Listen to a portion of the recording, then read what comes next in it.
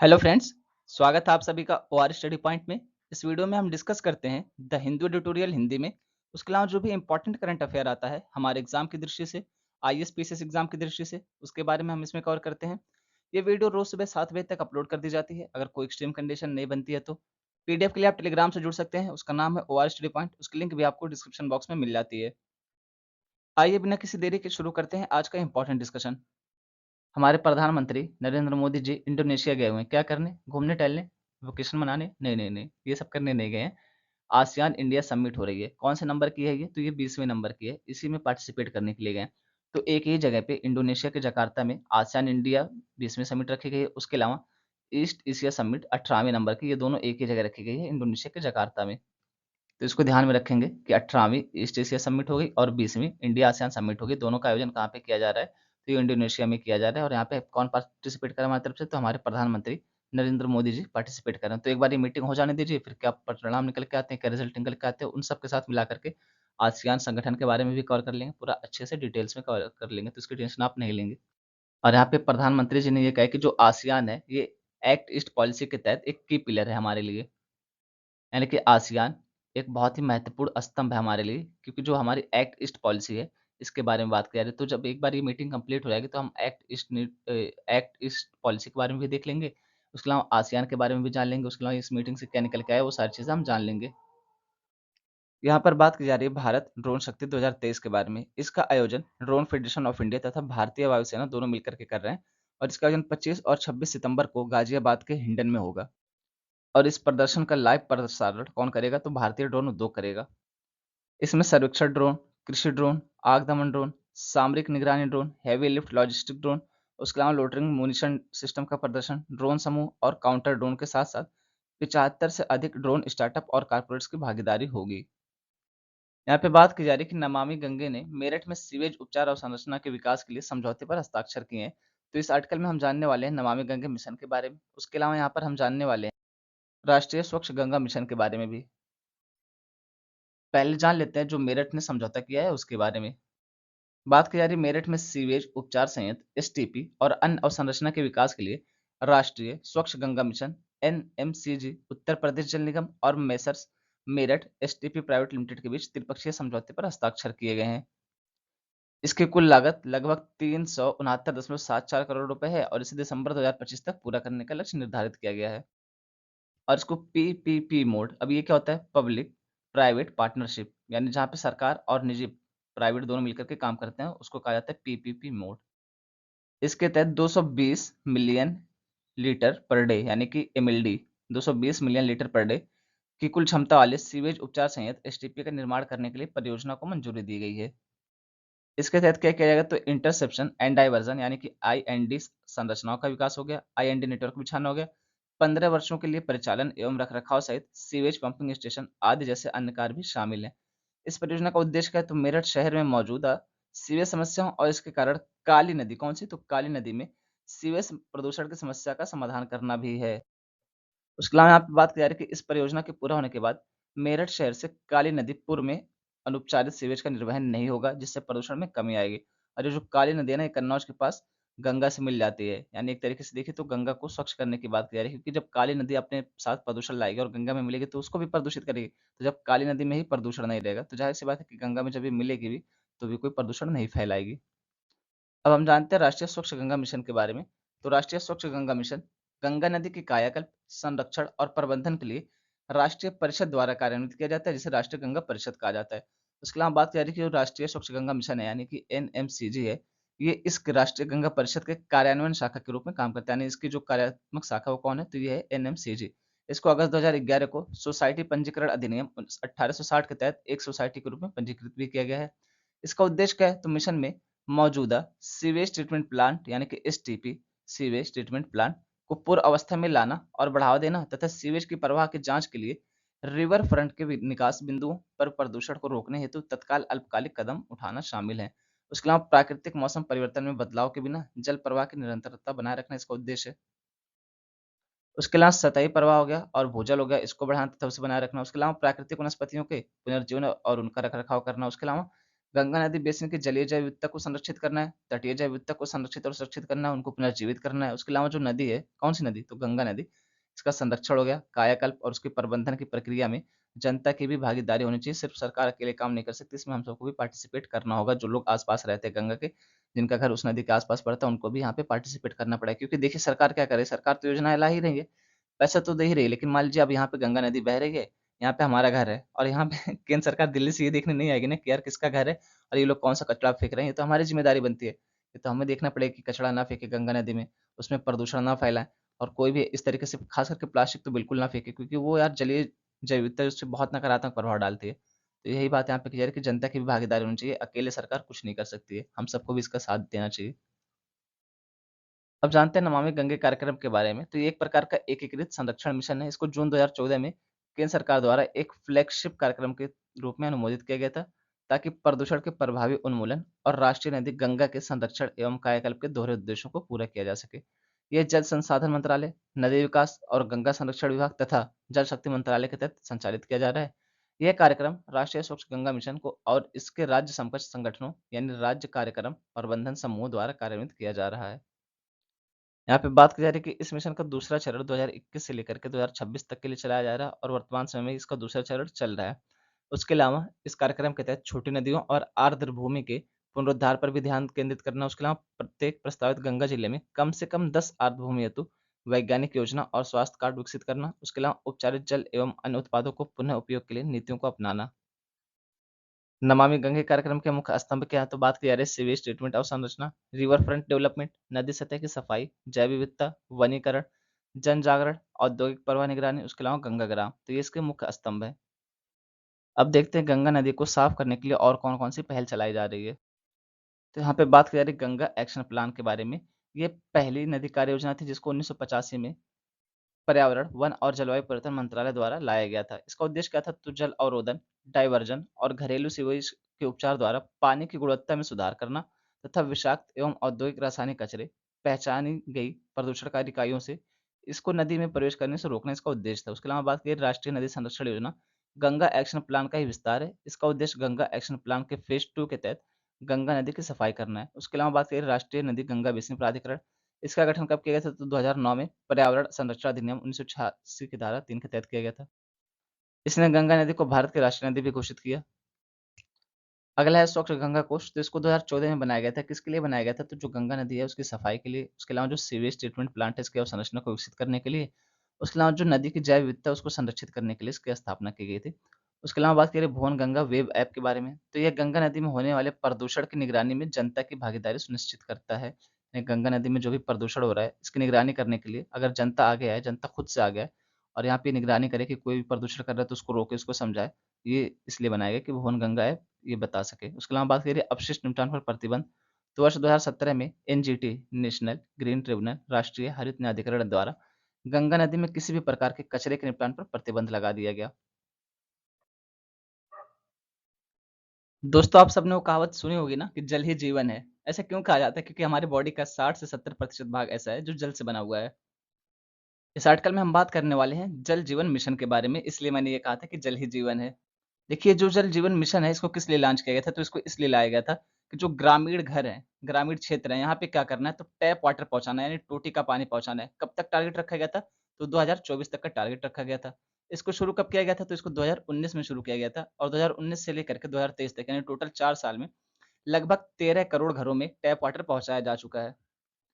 तो इस वजह से ये चर्चा में आ गया, तो हम इसके बारे में पूरा डिटेल्स में जानते हैं कि जल जीवन मिशन क्या है, कब लॉन्च किया गया था, इसका उद्देश्य क्या है, इसके तहत क्या-क्या प्रावधान किए गए हैं, कौन कार्यान्वयन करता है इसका, ये सारी चीज़ें हम जानने वाले हैं इस आर्टिकल में। इसकी घोषणा कब की गई थी? तो 2019-20 के बजट में इसकी घोषणा की गई थी। इसका लक्ष्य क्या था? तो 2024 तक सभी ग्रामीण परिवार में नल का जल पहुँचाना इसका लक्ष्य था। यहाँ पे बात की जा रही है कि इस मिशन के तहत जल की माँग और आपूर्ति को स्थानीय स्तर पर पूर्ति करना है, स्थानीय स्तर पर देखना है। उसके अलावा यह मिशन क्या करता है? तो जो केंद्र सरकार की और राज्य सरकार की अन्य योजना है उनके साथ मिलकर के काम करेगा। उसके अलावा यहाँ पे बात की जा रही है कि स्थानीय स्तर पर इंफ्रास्ट्रक्चर डेवलप करने की, यानी कि अवसंरचना डेवलप करने की, किसके लिए? तो जो वर्षा का जल होता है उसके संचयन के लिए, भूजल के पुनर्भरण के लिए, उसके अलावा जो घरों का बेकार पानी होता है उसका कहाँ यूज़ किया जा सकता है रीयूज़ के लिए, ये सारी चीज़ें इस मिशन के तहत देखी गई थी। यहाँ पे वही बात की जा रही है कि 13 करोड़ ग्रामीण परिवारों को नल का जल पहुँचा दिया गया है और जब अगस्त 2019 में इस मिशन की शुरुआत की गई थी, तो इसमें केवल 3.23 करोड़ घरों को नल का जल पहुँचाया गया था, जबकि अब 2023 में 4 साल में टोटल मिलाकर के 13 करोड़ घरों को ये पहुँचा दिया गया है। यहाँ पे बात की जा रही है कि 6 राज्य और 3 केंद्र शासित प्रदेश, कौन-कौन से राज्य? तो यहाँ पे हो गया गोवा, तेलंगाना, हरियाणा, गुजरात, पंजाब और हिमाचल प्रदेश और 3 यूटीज़ कौन-कौन सी हैं? तो बात की जा रही है पुदुचेरी, दमन एंड दीव और दादर एंड नागर हवेली। तो यहाँ पे ये जो यूनियन टेरिटरी है, ये एक ही है, दमन एंड दीव और दादर एंड नागर हवेली को मिलाकर के एक ही कर दिया गया। उसके अलावा अंडमान एंड निकोबार की बात की जा रही है। यहाँ पे लगभग 100% कवरेज हो चुकी है इस मिशन के तहत। उसके अलावा आप देख सकते हैं कि बिहार और मिजोरम में भी 90% से ज़्यादा कवरेज है। ये भी भविष्य में जल्दी ही 100% कवरेज प्राप्त कर लेंगे। उसके अलावा बात की जा रही है कि गोवा, हरियाणा, पंजाब, अंडमान निकोबार द्वीप समूह, पुदुचेरी, दमन एंड दीव और दादर एंड नागर हवेली जो अभी मिलाकर के एक हो गया, उसके बारे में बात की जा रही है। इन्होंने क्या किया, तो हर घर जल प्रमाणित राज्य या केंद्र शासित प्रदेश हैं, यानी इनके यहाँ पे क्या हो रहा है, यहाँ पर ग्राम सभाओं ने ये प्रमाणित कर दिया है कि प्रत्येक गांव के प्रत्येक घर में और सार्वजनिक संस्थान जो है वहां पर इस मिशन के तहत पानी की पर्याप्त, सुरक्षित और नियमित आपूर्ति हो रही है। देश के 145 जिलों और 1,86,818 गांवों ने 100% कवरेज की सूचना दी है। केंद्र और राज्य सरकारों के अथक प्रयासों के परिणाम स्वरूप देश के 9.15 लाख लगभग 88.73% स्कूलों और 9.52 लाख लगभग 84.69% आंगनवाड़ी केंद्रों में नल के पानी की आपूर्ति का प्रावधान सुनिश्चित हुआ है इस मिशन के तहत। तो इस मिशन की ये महत्वपूर्ण उपलब्धि है। यहाँ पे बात क्लियर की अगस्त 2019 में 3 करोड़ से लेकर के 2023 में 13 करोड़ पहुँच गया है ये नल का जल कनेक्शन। तो ये एक बहुत ही बड़ी उपलब्धि है। जैसे ये होता है ना कि धीरे-धीरे सुधार करते-करते एक दिन हमारा यूपीएससी प्री निकल गया। पता चल रहा है कि फिर मेंस भी निकल गया, पता चला कि इंटरव्यू भी निकल गया। तो इस तरीके से यहाँ पे 4 साल में इन लोगों ने सुधार किया। हालाँकि हमको 4 साल नहीं लगाना है, 1 साल में ही निकाल के लेकर के जाना है। अब यहाँ पर हम जान लेते हैं जल जीवन मिशन के बारे में। तो इसको अगस्त 2019 में लॉन्च किया गया था। इसका लक्ष्य ये था कि 2024 तक प्रत्येक ग्रामीण परिवार के प्रति व्यक्ति प्रतिदिन 55 लीटर पानी पहुँचाना है। यानी मान लीजिए एक परिवार में लगभग 10 व्यक्ति हैं ग्रामीण क्षेत्र में, तो इनको कितना पानी देना पड़ेगा? 550 लीटर पानी हर दिन देना पड़ेगा। एक व्यक्ति को 55 लीटर पानी एक दिन में देना है। और यहाँ पे बात की जा रही है कि कार्यात्मक घरेलू नल कनेक्शन की। तो ये क्या होता है? इसका ये मतलब है कि ऐसा नहीं कि टैप तो लगा दिया, टूटी तो लगा दिया, अब उसमें पानी ही नहीं आ रहा है। इसमें पानी भी आना चाहिए और साफ स्वच्छ आना चाहिए, पीने लायक होना चाहिए, नहाने लायक होना चाहिए। ऐसा नहीं कि गंदा-संदा पानी आ रहा है। तो ये बात यहाँ पे की जा रही है, कार्यात्मक घरेलू नल कनेक्शन होना चाहिए। जल की बात की जा रही है तो कौन-सा मंत्रालय आएगा? ज़ाहिर-सी बात है कि जल शक्ति मंत्रालय आएगा। ये हम इस मिशन के तहत मौजूदा जल आपूर्ति प्रणालियों और जल कनेक्शनों की कार्य क्षमता को ध्यान में रखा जाता है। उसके अलावा जल की गुणवत्ता की भी निगरानी की जाती है और इसके परीक्षण के माध्यम से टिकाऊ कृषि पर भी ध्यान दिया जाता है। संरक्षित जल का संयुक्त उपयोग भी किया जाता है। उसके अलावा पेयजल स्रोत संवर्धन, उसके अलावा पेयजल आपूर्ति प्रणाली, गृह जल उपचार और इसका पुनः उपयोग। अब देखिए गृह जल क्या होता है? ऐसा जल जो प्रदूषित हो चुका है उसको गृह जल कहा जाता है। जैसे मान लीजिए कि औद्योगिक उपयोग के लिए जो जल यूज हो चुका है, अब उसको उपचारित करके छोड़ दिया जाए, तो उसको अन्य जगह पे यूज किया जा सकता है। जैसे गाड़ी धोने में यूज किया जा सकता है या फर्श-वर्श है उसको क्लीन करने में किया जा सकता है। कृषि में भी कई बार इसका यूज़ किया जा सकता है, तो उसकी बात की जा रही है कि गृह जल की। इस मिशन का कार्यान्वयन कैसे किया जाता है? तो बात की जा रही है पानी समितियाँ बनाई गई हैं, जो क्या करते हैं तो ग्रामीण जल आपूर्ति प्रणालियों की योजना बनाती हैं, उसका कार्यान्वयन करती हैं, उसका प्रबंधन करती हैं, उसका संचालन करते हैं और उसका रख-रखाव करती हैं। इसमें 10 से 15 सदस्य होते हैं, जिसमें न्यूनतम 50% यानी मिनिमम 50% महिलाएँ होनी चाहिए। उसके अलावा यहाँ पे स्वयं सहायता समूह, सेल्फ हेल्प ग्रुप से लोग होते हैं। उसके अलावा यहाँ पे बात की जा रही है कि मान्यता प्राप्त सामाजिक और स्वास्थ्य कार्यकर्ता होते हैं और आंगनवाड़ी शिक्षक आदि लोग शामिल होते हैं। अब देखिए जैसे शिक्षक का यहाँ पे क्या रोल है? जैसे मान लीजिए मैं खुद पढ़ा रहा हूँ, अब मैं बोल रहा हूँ यहाँ पे 500 लोग सुन रहे हैं, तो इसमें से अगर एक व्यक्ति ने भी ये बात समझ ली, एक व्यक्ति भी जल बचाने के लिए काम कर रहा है, तो सोचिए कि कितने बड़े लेवल पर काम किया जा सकता है। अब ये एक व्यक्ति समझ गया ये बात को, एक बच्चा समझ गया, एक स्टूडेंट समझ गया, अब ये क्या करेगा? अपने घर वालों को भी बोलेगा। मान लीजिए इसने 10 लोग से कहा कि यार पानी बचाना चाहिए, 10 लोग नहीं माने, इसमें से कोई एक मान गया, तो यहाँ पे सोचिए हर दिन कितना ज़्यादा पानी बचाया जा सकता है। तो इस तरीके से शिक्षक को भी यहाँ पे इंक्लूड किया गया है, क्योंकि शिक्षक की बात पे लोग थोड़ा-सा ज़्यादा ट्रस्ट करते हैं, उनका ऐसा सामाजिक प्रतिष्ठा है। और ये जो पानी समितियाँ ये क्या करती हैं, तो ग्रामीण स्तर पर जितना भी संसाधन इनके पास उपलब्ध होता है, उन सबको मिला करके ये लोग योजना बनाते हैं और इस योजना को ग्राम सभा मंजूरी देती है, तब उसके बाद इस योजना को लागू किया जाता है।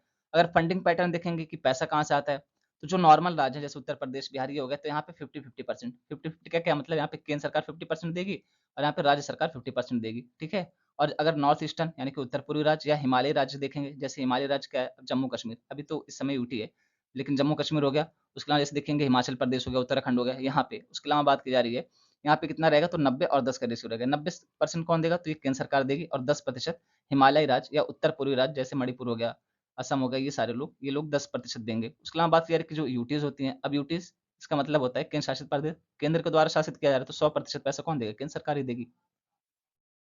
बात करें इस मिशन की उपलब्धियों के बारे में तो लगभग 50% आबादी को हम लोग नल का जल पहुंचाने के करीब हैं और इस मिशन के तहत 100 जिले, 1144 ब्लॉक, 66,763 ग्राम पंचायत और लगभग 1,37,940 गांव हर घर जल बन चुके हैं। यानी यहाँ पे क्या किया गया तो लगभग सभी घरों में नल का जल पहुंचा दिया गया।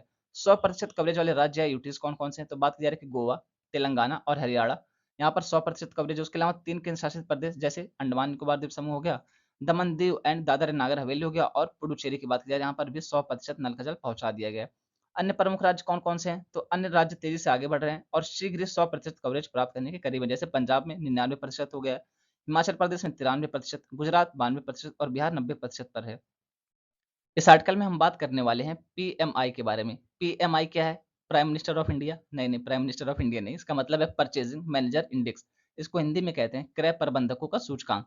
देखिए जारी किस लिए किया जाता है? पहले तो ये कि ये हर महीने जारी किया जाता है, तो हम इसका कितना डेटा याद रखेंगे? जब हर महीने जारी किया जाता है, 12 बार जारी होगा एक साल में, तो 12 बार डेटा अपडेट नहीं करेंगे।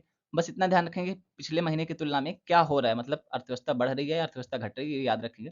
तो बात की जा रही है कि जुलाई की तुलना में अगस्त में सिकुड़न आई अर्थव्यवस्था में। ये यही बताता है कि अर्थव्यवस्था की गति और उसकी दिशा कैसी है। इसका सीधा-सा मतलब ये समझिए कि अर्थव्यवस्था अच्छी चल रही है या खराब चल रही है, ये बताता है पीएमआई, परचेजिंग मैनेजर इंडेक्स। तो इसके बारे में हम पूरे डिटेल्स में जानने वाले हैं। यहाँ पे बात की जा रही है कि पीएमआई जुलाई वाला कितना था? 62.3 अंक था। अब ये घट करके अगस्त में कितना हो गया? तो 60.1 हो गया, यानी कि अर्थव्यवस्था खराब दिशा में जा रही है, अर्थव्यवस्था गिर रही है। देखिए, ये पीएमआई करता क्या है? ये पीएमआई ये करता है कि 0 से लेकर के 100 तक अंक लेता है। अगर 51 से 100 की तरफ जा रहे हैं, इसका मतलब अर्थव्यवस्था अच्छी चल रही है, अच्छे से काम चल रहा है। और अगर 50 से लेकर के 0 की तरफ बढ़ रहे हैं, इसका ये मतलब हो गया कि अर्थव्यवस्था खराब चल रही है। और अगर 50 पे है, तो अर्थव्यवस्था जैसे पहले थी, वैसे अभी भी है। उसके अलावा पॉइंट ये है कि पिछले महीने की तुलना में अगर वर्तमान महीने में ये घट रहा है, अंक घट रहा है, इसका ये मतलब है कि अर्थव्यवस्था खराब चल रही है। और अगर अंक बढ़ रहा है, तो इसका मतलब है कि अर्थव्यवस्था अच्छी चल रही है। जैसे आप देखिए जुलाई में 62.3 अंक था, अब ये घट करके अगस्त में 60.1 हो गया। इसका क्या मतलब है कि अर्थव्यवस्था खराब दिशा में जा रही है। अगर 62 की जगह जैसे जुलाई में 62 था और ये अगस्त में बढ़ करके 65 हो जाता, तो इसका ये मतलब रहता है कि अर्थव्यवस्था अच्छी दिशा में जा रही है। देखिए, यहाँ पे ये दिखाने की कोशिश की कि 2008 से लेकर के 2023 तक का डेटा दिखाने की कोशिश की गई है। यहाँ पर एक चीज़ नोटिस करने लायक है कि 2020 में देखिए कितना ज़्यादा गिर गया था पीएमआई। उसके पीछे वजह ये थी क्योंकि सारी गतिविधियाँ बंद कर दी गई थी। सारी आर्थिक गतिविधियाँ बंद हो चुकी थी लॉकडाउन की वजह से, तो इस वजह से दिक्कत निकल कर के आए थे। फिर यहाँ पे सुधार हुआ जब लॉकडाउन खुला। अब यहाँ पे आप देखें थोड़ा-सा गिरावट दिखाई 2023 में। यहाँ पर इस ग्राफ में जीडीपी की तुलना में पीएमआई इंडेक्स दिखाने की कोशिश की गई है। तो जो पीली वाली लाइन है ये जीडीपी को शो कर रही है और जो ब्लू वाली लाइन है ये यहाँ पे पीएमआई इंडेक्स को शो कर रही है। अब अगर यहाँ पे बात की जाए पीएमआई इंडेक्स के बारे में, तो ये विनिर्माण क्षेत्र को और सेवा क्षेत्र को दोनों को नापता है, दोनों को ध्यान में रख के चलता है। ये एक प्रकार का आर्थिक संकेतक है जो विभिन्न कंपनियों के मासिक सर्वेक्षणों के बाद निकाला जाता है। मासिक सर्वेक्षणों पर ये आधारित है, ना कि ईयरली। और ये 2 प्रकार का होता है। पहला होता है विनिर्माण पीएमआई, दूसरा होता है सेवा पीएमआई यानी कि सर्विसेज पीएमआई, और इन दोनों को मिला करके एक संयुक्त रूप से भी जारी किया जाता है। ये कार्य कैसे करता है तो बात की जा रही है कि पीएमआई को जीडीपी में योगदान के आधार पर, कंपनी के कार्यबल के आकार के आधार पर लगभग 400 निर्माताओं के एक पैनल में खरीद प्रबंधकों को भेजी गई प्रश्नावली के जवाबों से आईएचएस मार्क द्वारा संकलित किया जाता है। उसके अलावा बात करें कि सर्वे के जवाब हर महीने की दूसरी छमाही में एकत्र किए जाते हैं और पिछले महीने की तुलना में बदलाव की दिशा का संकेत देते हैं। जैसे जुलाई की तुलना में अगस्त का संकेत दे रहे हैं। आईएचएस मार्केट क्या है तो दुनिया भर के अर्थव्यवस्थाओं को चलाने वाले प्रमुख उद्योगों और बाजारों के लिए सूचना, विश्लेषण और समाधान में लंदन स्थित एक वैश्विक नेता है। इसकी गणना कैसे की जाती है? ये चीज़ मैंने आपको बताई दी कि 0 से लेकर के 100 तक अंक होते हैं। अगर 51 से 100 की तरफ बढ़ रहे हैं तो अर्थव्यवस्था अच्छी स्थिति में है और 50 से 0 की तरफ बढ़े तो अर्थव्यवस्था खराब स्थिति में। और अगर पिछले माह की तुलना में अधिक अंक मिलते हैं तो अच्छी अर्थव्यवस्था, अगर पिछले माह की तुलना में कम अंक मिलते हैं तो ज़ाहिर-सी बात है कि अर्थव्यवस्था खराब दिशा में जा रही है। इसका उद्देश्य क्या है? तो इसका उद्देश्य है कि जो कंपनी के निर्णय करता है, पॉलिसी मेकर हैं, नीति निर्माता, उसके अलावा जो विश्लेषक हैं, जो निवेशक हैं, इन्वेस्टर्स हैं, इनको ये बताना कि अर्थव्यवस्था किस दिशा में जा रही है, वर्तमान में कैसी अर्थव्यवस्था और भविष्य में कैसे हो सकती है, पिछले साल कैसी अर्थव्यवस्था थी। जब यहाँ पे पूरा विश्लेषण करते हैं तभी लोग निवेश करते हैं, तो इसके बारे में ये जानकारी देता है। उसके अलावा इससे ये भी पता चलता है कि बाजार की स्थिति कैसी है, अर्थव्यवस्था की स्थिति कैसी है, बढ़ रही है, अच्छे लेवल पर काम कर रही है, घट रही है, कैसे चल रही है, स्थिर है, इसको बढ़ाने के लिए क्या किया जा सकता है, तो ये सारी चीज़ें यहाँ से पता चलती हैं। इस आर्टिकल में हम बात करने वाले हैं शंघाई सहयोग संगठन के बारे में। देखिए चर्चा में क्यों है, तो अभी जो इसके सदस्य देश हैं, शंघाई सहयोग संगठन के, इनके जो कानून मंत्री हैं सारे सदस्य देशों के, उनकी 10वीं बैठक का आयोजन वीडियो कॉन्फ्रेंसिंग के माध्यम से किया गया और इसमें ये निर्णय लिया गया है कि कानूनी और न्यायिक प्रक्रिया के लिए ये सारे देश आपस में मिलकर के समझौता करेंगे। तो इसी वजह से ये चर्चा में आ गया है। ये चर्चा में क्यों है, ये चीज़ तो हम लोगों ने जान ली। अब हम जानते हैं कुछ इंपॉर्टेंट पॉइंट इससे जुड़े हुए, जो महत्वपूर्ण बिंदु हैं उसके बारे में हम देखते हैं कि क्या चर्चा हुई थी और किन-किन मुद्दों पर सहमति बनी है। बात की जा रही है कि एससीओ सदस्य देशों के सभी न्याय मंत्रियों द्वारा एक संयुक्त बयान पर हस्ताक्षर किए गए, जिसमें सदस्य देशों के बीच पिछले 22 वर्षों में प्राप्त कानून और न्याय के क्षेत्र में सहयोग पर जोर दिया गया है। उसके अलावा एससीओ विकास रणनीति 2025 में परिकल्पित समझौतों और कार्यों को ध्यान में रखते हुए एससीओ सदस्य राज्यों की कानूनी प्रणालियों के विकास पर बनी आपसी समझ पर जोर देते हुए एससीओ सदस्य राज्यों के कानून और न्याय मंत्रियों ने संयुक्त वक्तव्य के माध्यम से इसकी घोषणा की है। और इस घोषणा में क्या क्या शामिल है, तो कानूनी और न्याय क्षेत्रों में सहयोग बढ़ाने के लिए एससीओ सदस्य देशों के कानून और न्याय मंत्रालयों के बीच सहयोग करना, सहयोग समझौते के कार्यान्वयन पर काम करना और इसको जारी रखना। उसके अलावा अनुभव के बेहतर आदान प्रदान के लिए सम्मेलन, कानूनी सहयोग मंच आदि का आयोजन करना, फॉरेंसिक विशेषज्ञता और कानूनी सेवाओं पर विशेषज्ञ कार्य समूह का काम जारी रखना। देखिए, यहाँ पे होता क्या है, जैसे मान लीजिए कि किसी के पास किसी चीज़ के बारे में बहुत ज़्यादा जानकारी है। अब ये लोग क्या करेंगे, मिलेंगे तो ये शेयर कर देंगे इनके साथ। यहाँ पे कोई दूसरा पर्सन है, इनके पास किसी और बारे में जानकारी, तो इनके साथ शेयर कर देंगे। उसके अलावा किसी के पास फॉरेंसिक के बारे में जानकारी है, किसी के पास टेक्नोलॉजी है, किसी के पास ज्ञान है, तो ये सारी चीज़ें आपस में समझौता करेंगे इससे जुड़े हुए मुद्दों को लेकर के, जिससे सभी देश मिलकर के अच्छे से काम कर सकें। 2023 में तो ये लोग वीडियो कॉन्फ्रेंसिंग के माध्यम से काम चला लिए, लेकिन 2024 में जो एससीओ के कानून और न्याय मंत्री लोग की बैठक का आयोजन कहाँ पे किया जा रहा है, तो कजाकिस्तान में किया जा रहा है 2024 में। इसको ध्यान में रखेंगे, हो सकता है कि कभी वनडे एग्जाम में या वन लाइनर करंट अफेयर में पूछ ले आपसे। अब जानते हैं इस संगठन के बारे में। तो इसकी स्थापना 2001 में की गई थी। कहाँ पे, संघाई में इसकी स्थापना की गई थी, लेकिन इसका मुख्यालय बीजिंग में। तो इसको ध्यान में रखेंगे कि मुख्यालय बीजिंग में है और स्थापना संघाई में की गई थी। और ये दोनों ही शहर कहाँ पे, तो ये चीन में है दोनों ही शहर। और यहाँ पे किन के द्वारा की गई थी, तो रूस, चीन, किर्गिज गणराज्य, कजाकिस्तान, ताजिकिस्तान, उज्बेकिस्तान के राष्ट्रपतियों द्वारा की गई थी। किर्गिज गणराज्य का मतलब है किर्गिस्तान। वर्तमान में इसमें 9 सदस्य हैं, कौन-कौन से, तो भारत, कजाकिस्तान, चीन, किर्गिस्तान, उसके अलावा पाकिस्तान, रूसी संघ, अब यहाँ पे रूसी संघ की जगह रूस कहिए सिर्फ, ताजिकिस्तान, उज्बेकिस्तान और ईरान। और इसका नवीनतम सदस्य कौन है? अभी हाल ही में किसको ऐड किया गया, तो ईरान को ऐड किया गया है। इसका नवीनतम सदस्य ईरान है। भारत को 2005 में एससीओ का पर्यवेक्षक दर्जा मिला हुआ था। और एक इंपॉर्टेंट पॉइंट है कि 2017 में भारत और पाकिस्तान दोनों को एक साथ इसमें शामिल किया गया। इसी का इस संगठन से जुड़ा हुआ एक महत्वपूर्ण अंग है, उसका नाम है रैट्स। रैट्स मतलब चूहा नहीं, उसका नाम है पूरा रीजनल एंटी टेररिस्ट स्ट्रक्चर। उसको हिंदी में कहते हैं क्षेत्रीय आतंकवाद विरोधी संरचना। अब नाम से क्लियर है कि क्या करता होगा, तो आतंकवाद से निपटने के लिए इसको बनाया गया है। इसका मुख्यालय कहाँ पे, तो ताशकंद उज्बेकिस्तान में है। शिखर सम्मेलन वार्षिक रूप से आयोजित किया जाता है इसका। उसके अलावा अध्यक्षता सदस्य राज्यों को 1 वर्ष के लिए रोटेशन के आधार पर दी जाती है।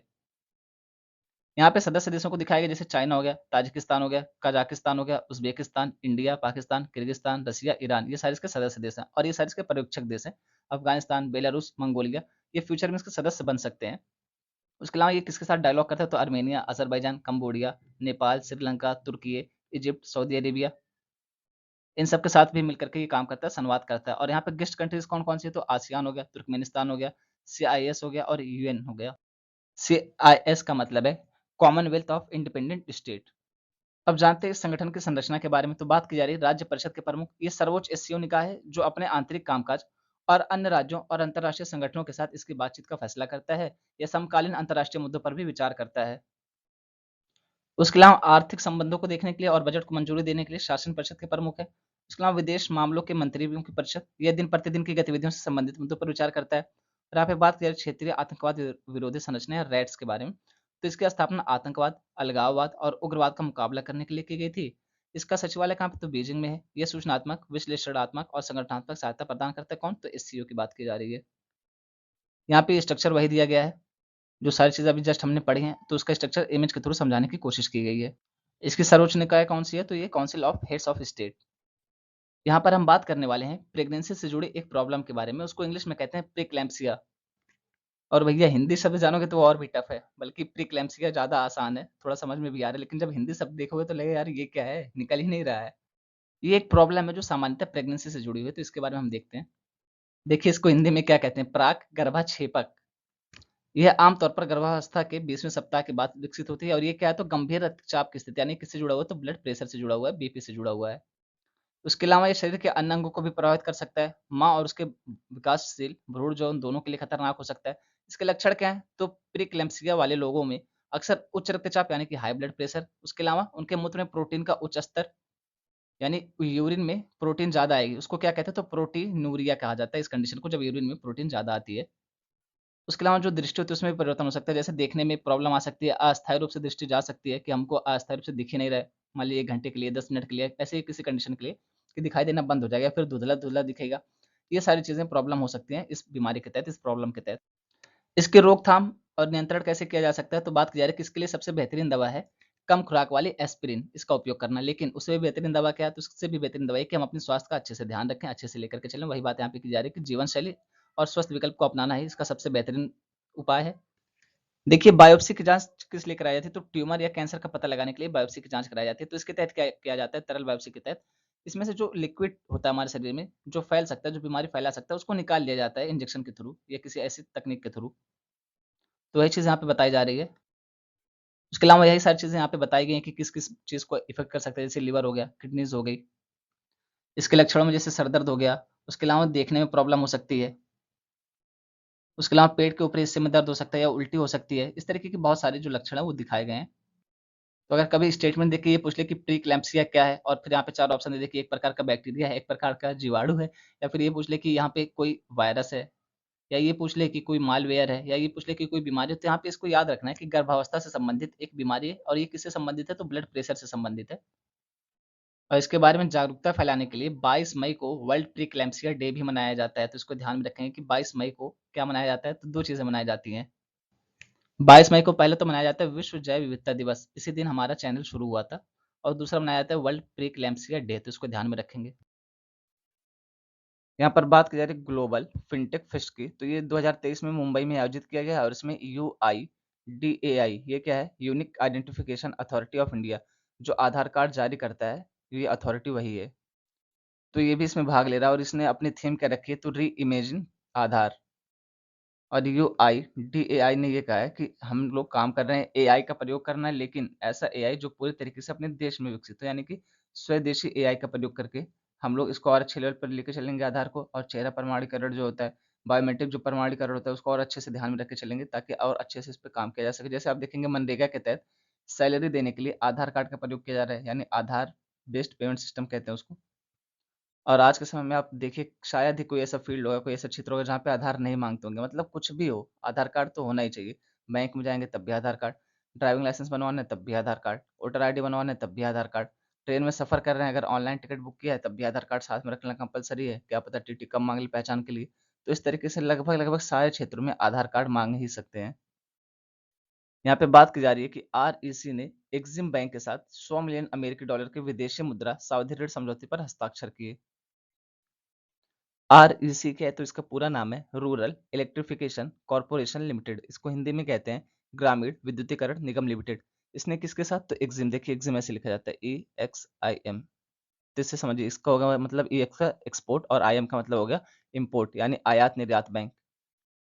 इसके साथ 100 मिलियन अमेरिकी डॉलर के लिए इसने समझौता किया आरईसी ने, उधार के लिए, ऋण के लिए। बात की जा रही है कि ऊर्जा मंत्रालय के तहत आने वाले केंद्रीय सार्वजनिक क्षेत्र के महारत्न उपक्रम आरईसी लिमिटेड ने भारतीय निर्यात आयात बैंक एक्सिम बैंक के साथ 100 मिलियन अमेरिकी डॉलर के विदेशी मुद्रा सावधि ऋण समझौते पर हस्ताक्षर किए हैं। सावधि मतलब एक समय सीमा दी गई, इसमें लिमिटेशन दी गई, कितने साल की, तो 5 साल की अवधि के लिए, इसी को सावधि कहा जा रहा है। यह कर्ज आरईसी के 2023-24 के लिए 1.2 लाख करोड़ रुपए के बाजार उधारी कार्यक्रम के एक हिस्से के तौर पर जुटाया गया है। एक्सिम बैंक द्वारा आरईसी को दिया जाने वाला यह पहला सावधि ऋण होगा। यहाँ पर बात की जा रही है कि केंद्रीय शिक्षा मंत्रालय ने एडोब एक्सप्रेस एप्लीकेशन का उपयोग करके कक्षाओं में बच्चों को रचनात्मक अभिव्यक्ति विकसित करने में मदद करने के लिए वैश्विक सॉफ्टवेयर प्रमुख एडोब के साथ एक समझौते पर हस्ताक्षर किए हैं। इसके तहत क्या किया जाएगा, तो एडोब एक्सप्रेस आधारित पाठ्यक्रम का उपयोग करके 2027 तक लगभग 20 मिलियन छात्रों को और 5 लाख शिक्षकों को रचनात्मक और डिजिटल साक्षरता में प्रशिक्षण और प्रमाणन प्रदान किया जाएगा। यहीं तक रखते हैं आज की वीडियो। बोलने में जो भी गलती हुई उसके लिए दिल से सॉरी। आप सबके सपोर्ट के लिए बहुत बहुत धन्यवाद। इसी तरीके से सपोर्ट बनाए रखिए और पढ़ाई करिए मस्त में, प्रैक्टिस करिए और जल्दी से जल्दी सिलेक्शन लेके बवाल खत्म करिए।